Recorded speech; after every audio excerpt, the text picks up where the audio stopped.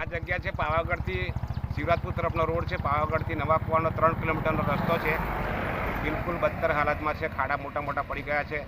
બાઇકવાળા ઘણી વખત પડી જાય છે અને એક્સિડન્ટ થાય છે.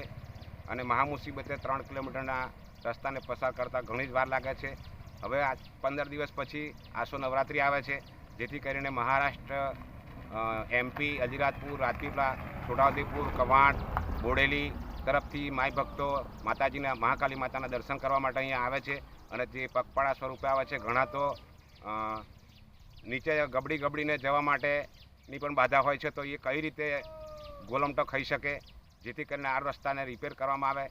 કેમ કે દર વર્ષે માતાજીના ભક્તો ઘણા બધા દર્શન કરવામાં આવે છે અને આ રસ્તાને માહિતી જાણવા મળેલ છે કે સરકારશ્રીએ મંજૂર કરેલ છે, પણ છેલ્લા લગભગ 1.5 વર્ષ થઈ ગયું છે, પણ ખાલી આજુબાજુના વૃક્ષો એકલા જ કાપવામાં આવે છે. રસ્તાની કોઈ સુધારા વધારો કરવામાં આવેલ નથી.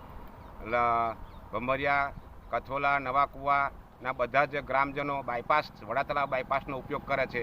શિવરાજપુર તરફથી આવતી પણ પબ્લિક પણ બાયપાસ જાય છે. તો બસ આ રસ્તે જાય છે, તો બસને પાવાગઢથી નવા કુવા આવવામાં જ 16 મિનિટ લાગે છે. તો કેટલો ખરાબ રસ્તો છે. 3 કિલોમીટરના એરિયામાં જો 16 મિનિટ લાગતી હોય તો રસ્તો કેટલો ખરાબ હશે. જેથી કરીને સરકારશ્રીને મારી વિનંતી છે કે આ રસ્તાને જો રિપેર કરવામાં આવે તો માઈ ભક્તોને શાંતિથી દર્શન કરવા જવાનો લાભ મળે.